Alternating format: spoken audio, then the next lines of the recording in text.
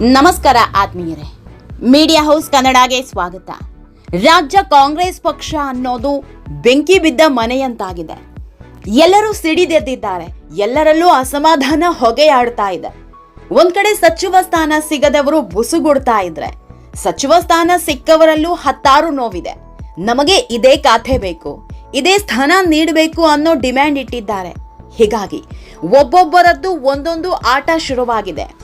ಇದೇ ಈಗ ಸಿಎಂ ಡಿಕೆಶಿಯಿಂದ ಹಿಡಿದು ಕಾಂಗ್ರೆಸ್ ನಾಯಕ ರಾಹುಲ್ ಗಾಂಧಿವರೆಗೂ ದೊಡ್ಡ ತಲೆನೋವಾಗಿರೋದು.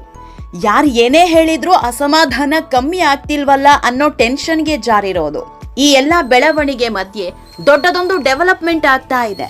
ಫಾರ್ ದಿ ಫಸ್ಟ್ ಟೈಮ್ ರಾಜ್ಯ ಕಾಂಗ್ರೆಸ್ ಪಕ್ಷದಲ್ಲಿನ ದೊಡ್ಡ ಬೆಳವಣಿಗೆಗಳ ಕುರಿತು ದಿಲ್ಲಿ ನಾಯಕರ ಜೊತೆ ಚರ್ಚಿಸೋದಕ್ಕೆ ಸಿದ್ದರಾಮಯ್ಯನನ್ನ ಬಿಟ್ಟು ಹೆಜ್ಜೆ ಇಟ್ಟಿದ್ದಾರೆ. ಸಿಎಂ ಡಿಕೆಶಿ ಒಬ್ಬಂಟಿಯಾಗಿ ದೆಹಲಿಗೆ ಹೋಗಿದ್ದಾರೆ. ಹೀಗಾಗಿಯೇ ಸಿದ್ದು ಇಲ್ಲದ ಸಭೆಯಲ್ಲಿ ಏನೆಲ್ಲ ಆಗಬಹುದು, ಈಗಾಗಲೇ ಸಿದ್ದು ಕಳಿಸಿರೋ ಸಂದೇಶಕ್ಕೆ ದಿಲ್ಲಿ ನಾಯಕರು ಏನ್ ಹೇಳಬಹುದು, ಕಾಂಗ್ರೆಸ್ನಲ್ಲಿ ಅಸಮಾಧಾನ ಶಮನಕ್ಕೆ ಸಿದ್ದರಾಮಯ್ಯ ಬರಬೇಕಾ, ದಿಲ್ಲಿ ನಾಯಕರ ಮುಂದೆ ಸಿಎಂ ಡಿಕೆಶಿ ಯಾವೆಲ್ಲ ವಿಷಯಗಳನ್ನ ಪ್ರಸ್ತಾಪ ಮಾಡಲಿದ್ದಾರೆ, ಇದೆಲ್ಲದರ ಬಗ್ಗೆ ಹೇಳ್ತಾ ಹೋಗ್ತೀವಿ. ಈ ವಿಡಿಯೋನ ಸ್ಕಿಪ್ ಮಾಡದೆ ಕೊನೆ ತನಕ ನೋಡಿ. ಅಲ್ಲದೆ ನಮ್ಮ ಚಾನೆಲ್ನ ಸಬ್ಸ್ಕ್ರೈಬ್ ಮಾಡೋದನ್ನ ಮರಿಬೇಡಿ. ಆತ್ಮೀಯರೇ, ಮಾಜಿ ಸಿಎಂ ಸಿದ್ದರಾಮಯ್ಯ ತಮ್ಮ ಸಿಎಂ ಕುರ್ಚಿ ಕೈ ತಪ್ಪಿದಾಗಲೂ ಇಷ್ಟೊಂದು ಸಿಟ್ಟಾಗಿರ್ಲಿಲ್ಲ. 3 ವರ್ಷಕ್ಕೆ ಅಧಿಕಾರ ಬಿಟ್ಟು ಕೊಟ್ಟಾಗಲೂ ಈ ಪರಿ ದಿಲ್ಲಿ ನಾಯಕರ ಮೇಲೆ ಒತ್ತಡ ಹೇರಿರಲಿಲ್ಲ. ಕುರ್ಚಿ ಬಿಡಿ ಅಂತ ಹೇಳಿದಾಗ ನಗುಮುಖದಲ್ಲೇ ಸಿಎಂ ಸ್ಥಾನ ತ್ಯಜಿಸಿದ್ರು. ಕೊನೆಗೆ ತಾವೇ ಮುಂದೆ ನಿಂತು ಡಿಕೆ ಶಿವಕುಮಾರ್ಗೆ ಸಿಎಂ ಸ್ಥಾನ ಹಸ್ತಾಂತರಿಸಿದ್ರು. ಇದು ರಾಜ್ಯ ರಾಜಕೀಯದ ಪಾಲಿಗೆ ದೊಡ್ಡ ಇತಿಹಾಸ ಆಗಿತ್ತು.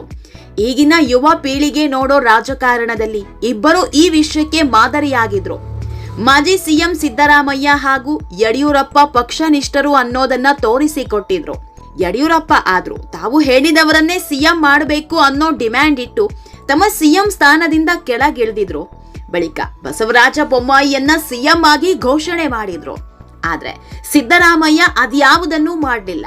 ಸಿದ್ದರಾಮಯ್ಯ ಮಾಡ್ಲಿಲ್ಲ ಅನ್ನೋದಕ್ಕಿಂತ ಮೊದಲೇ ಮುಂದಿನ ಮುಖ್ಯಮಂತ್ರಿ ಯಾರು ಅನ್ನೋದು ಫಿಕ್ಸ್ ಆಗಿತ್ತು. ಹೀಗಾಗಿ ಸಿದ್ದರಾಮಯ್ಯ ದಿಲ್ಲಿ ನಾಯಕರ ಒಂದೇ ಒಂದು ಮಾತಿಗೆ ಮುಖ್ಯಮಂತ್ರಿ ಸ್ಥಾನವನ್ನೇ ತ್ಯಜಿಸಿದ್ರು. ಇಂಥ ಸಿದ್ದರಾಮಯ್ಯ ಈಗ ತಮ್ಮವರಿಗಾಗಿ ಫುಲ್ ಗರಂ ಆಗಿ ಕೂತಿದ್ದಾರೆ. ಸಿಎಂ ಕುರ್ಚಿ ಹೋದಾಗಲೂ ಸಿಟ್ಟಾಗದ ಸಿದ್ದರಾಮಯ್ಯ ತಮ್ಮವರಿಗೆ ಕುರ್ಚಿ ತಪ್ಪಿದ್ದಕ್ಕೆ ಅಕ್ಷರಶಃ ಕೆರಳಿ ಕೆಂಡವಾಗಿದ್ದಾರೆ. ಹೀಗಾಗಿ ಹೈಕಮಾಂಡ್ ವಿರುದ್ಧ ಮೌನ ಸಮರ ಸಾರಿದ್ದಾರೆ ಅನ್ನೋ ಆರೋಪ ಕೇಳಿ ಬರ್ತಾ ಇದೆ. ಪಕ್ಷದೊಳಗೆ ಅದೆಷ್ಟೇ ಅಸಮಾಧಾನ ಭುಗಿಲೆದ್ರು ಇದುವರೆಗೂ ಒಬ್ಬರನ್ನು ಸಮಾಧಾನ ಪಡಿಸೋದಕ್ಕೆ ಹೋಗ್ಲಿಲ್ಲ. ಯಾಕಂದ್ರೆ ಸಿದ್ದರಾಮಯ್ಯನವರಿಗೆ ನಾನು ಹೇಳಿದವರಿಗೆ ಮಂತ್ರಿ ಸ್ಥಾನ ಕೊಟ್ಟಿಲ್ಲ ಅನ್ನೋ ಸಿಟ್ಟಿದೆ. ಹೀಗಾಗಿ ಸಿದ್ದರಾಮಯ್ಯನವರು ಯಾರ ಹತ್ರನೂ ಮಾತಾಡ್ತಿಲ್ಲ. ಇದನ್ನೆಲ್ಲ ಮನಗಂಡ ಸಿಎಂ ಡಿಕೆಶಿ ತಾವೇ ಸಿದ್ದರಾಮಯ್ಯ ಬಳಿ ಹೋಗಿ ಒಂದಿಷ್ಟು ಸಲಹೆ ಸೂಚನೆ, ಅವರ ಬೇಡಿಕೆ ಏನು ಅನ್ನೋದನ್ನ ಪಡೆದಿದ್ದಾರೆ. ಮೊನ್ನೆ ಸುಮಾರು 1 ಗಂಟೆಗೂ ಹೆಚ್ಚು ಕಾಲ ಸಿದ್ದರಾಮಯ್ಯ ಜೊತೆಗೆ ಚರ್ಚೆ ನಡೆಸಿದ್ದಾರೆ. ಈ ವೇಳೆ ಖಾತೆ ಹಂಚಿಕೆಯಿಂದ ಹಿಡಿದು ಅಸಮಾಧಾನ ಶಮನಕ್ಕೆ ಏನೆಲ್ಲ ಮಾಡಬೇಕು, ತಮ್ಮ ಬೇಡಿಕೆ ಏನು ಅನ್ನೋದನ್ನ ಖುದ್ದು ಹೇಳಿ ಬಂದಿದ್ದಾರೆ ಅಂತ ಹೇಳಲಾಗ್ತಾ ಇದೆ. ಇದನ್ನೆಲ್ಲ ಇಟ್ಕೊಂಡು ಈಗ ದೆಹಲಿಗೆ ಹಾರಿದ್ದಾರೆ. For the first time Siddaramaiah ಇಲ್ಲದೆ ರಾಜ್ಯ ರಾಜಕೀಯದ ದೊಡ್ಡ ಡೆವಲಪ್ಮೆಂಟ್ ಬಗ್ಗೆ ದಿಲ್ಲಿಯಲ್ಲಿ ಚರ್ಚೆ ಆಗ್ತಾ ಇದೆ. ರಾಜ್ಯ ಕಾಂಗ್ರೆಸ್ನಲ್ಲಿ ಏನೇ ಬೆಳವಣಿಗೆ ಆದ್ರೂ ಆ ವಿಷಯವನ್ನ ಹೊತ್ತು ಸಿದ್ದರಾಮಯ್ಯ ದಿಲ್ಲಿಗೆ ಹೋಗಬೇಕಿತ್ತು. ಯಾವುದೇ ನಾಯಕರು ಹೋದ್ರೂ ಕೂಡ ಸಿದ್ದರಾಮಯ್ಯ ಇರಲೇಬೇಕಿತ್ತು. ಆದ್ರೆ ಈ ಬಾರಿ ಸಿದ್ದು ಎಲ್ಲೂ ಹೋಗಿಲ್ಲ. ಆಹ್ವಾನ ಬಂದಿದೋ ಇಲ್ವೋ ಅಥವಾ ಸಿದ್ದರಾಮಯ್ಯ ಹೋಗಿಲ್ವೋ ಅದು ಗೊತ್ತಿಲ್ಲ. ಆದ್ರೆ ಸಿಎಂ ಡಿಕೆಶಿ ಒಬ್ಬರೇ ದೆಹಲಿಗೆ ಹೋಗಿದ್ದಾರೆ. ಆತ್ಮೀಯರೇ, ದೆಹಲಿಗೆ ಹೋಗಿರೋ ಸಿಎಂ ಡಿಕೆಶಿ ಸಾಕಷ್ಟು ವಿಷಯಗಳ ಕುರಿತು ಚರ್ಚೆ ಮಾಡಲಿದ್ದಾರೆ. ಮೊದಲಿಗೆ ಕೆಸಿ ವೇಣುಗೋಪಾಲ್ ಹಾಗೂ ಸುರ್ಜೇವಾಲಾ ಜೊತೆಗೆ ಒಂದು ಸುತ್ತಿನ ಸಭೆ ನಡೆಸಲಿದ್ದಾರೆ. ಇದಾದ ಬಳಿಕ ಎಐಸಿಸಿ ಅಧ್ಯಕ್ಷ ಮಲ್ಲಿಕಾರ್ಜುನ ಖರ್ಗೆ ಹಾಗೂ ರಾಹುಲ್ ಗಾಂಧಿಯನ್ನ ಭೇಟಿಯಾಗಿ ಮಹತ್ವದ ಚರ್ಚೆ ನಡೆಸಲಿದ್ದಾರೆ. ಖಾತೆ ಹಂಚಿಕೆ, ಸಚಿವ ಸ್ಥಾನ ವಂಚಿತರ ಬೇಡಿಕೆಗಳ ಬಗ್ಗೆ ಸಮಗ್ರ ವರದಿ ನೀಡುತ್ತಾರೆ.